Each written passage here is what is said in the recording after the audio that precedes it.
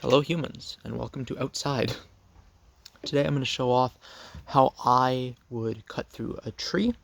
I recommend only using this on small trees. I'm using a branch just because I don't want to be sat here for 20 minutes basically recording myself not talking. But I've used this on trees about as wide as my fist, so 3, maybe 3.5 inches. I'm very comfortable using this, but the reason why I would recommend using this isn't just generally for fun. I would recommend using an axe 99.9% of the time. But there is a really good reason to learn, at the very least, how to fell a tree like this, and that is survival situations. So, if for whatever reason you end up in a position where it is actually necessary to fell a tree with a knife rather than an axe, whether that be because you don't have an axe, because your axe broke, what have you, I would recommend first and foremost cutting a line all the way around the tree in question. Actually, I'd probably recommend stripping the bark off first, but I didn't do that, so. And then just going around and cutting down to your line. And the reason why we're going to do it this way is because your hard line that's actually going to be doing a lot of the depth cutting doesn't require you to saw fully through the branch. Like, there's a lot of drag if you try and do that with a knife. Whereas if you do it this way here, what you're doing is you're basically just cutting a thin line and then bringing your material down to that line. I personally would recommend doing it all the way around the tree just because I find this makes it easier, and then you're not risking the tree or whatever you happen to be cutting falling down on you. It's also really useful if you're doing like small wood carvings or pretty much anything where you don't want to baton. Batoning can be really, really hard on your equipment, specifically your knife. And it's just not generally a great idea. Whereas using this, you can just very, very carefully cut and then go down to match it. And what you're getting is actually a fairly clean line. So obviously this is actually pretty fresh wood. And even then, it is a slightly softer wood, I will admit that. And I wouldn't recommend, like, why make your life harder, especially in a survival situation? If you're in a position where you need to be cutting down a tree, I wouldn't go for hardwood. I would go for something softer and a little bit easier. If there's any, like, dead trees standing in the area, absolutely cut one of those down. It is so much smarter than cutting down a fresh live tree with a knife. Like, realistically, in a survival situation, there's only a few that would make sense for you to have a knife on you and not an axe, and that's getting lost during like a day hiking trip or something like that, and suddenly being in a position where you don't have a choice in the matter. You have to create shelter, create fire for the night, make sure that you're, gonna be able to be found, or something along the lines of a car accident on the highway, right? So like survival and emergency situations only. And in those situations, what you want to be doing is minimizing your energy loss. And the way I would recommend doing this is just making every task you can a little bit easier.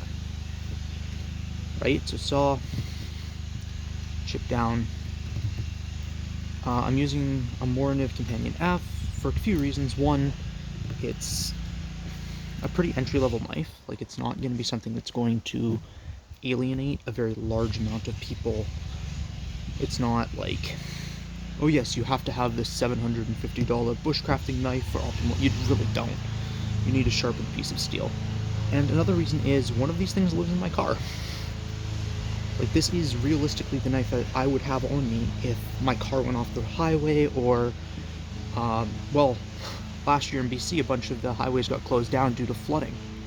The roads were actually the roads were fully removed due to immense flooding and mud pours.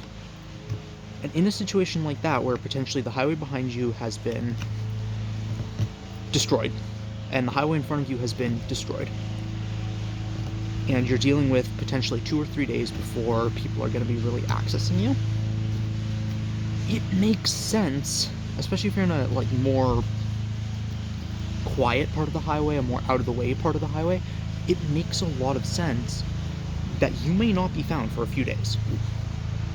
It's not a great option, but it is a realistic option. And having the ability to cut wood like this, whether they're like these little splinters, great for starting fires. It's in general great for making supports, great for making little traps. You can use this ledge right here if you're making a hanging trap. So you've got, you know, something being supported, a weight being supported against this, and this twig falls, the weight falls down on something. I forget what they're actually called. You can use it to hunt small animals in a survival situation. And literally all I'm doing here can also be used very easily for making shelter.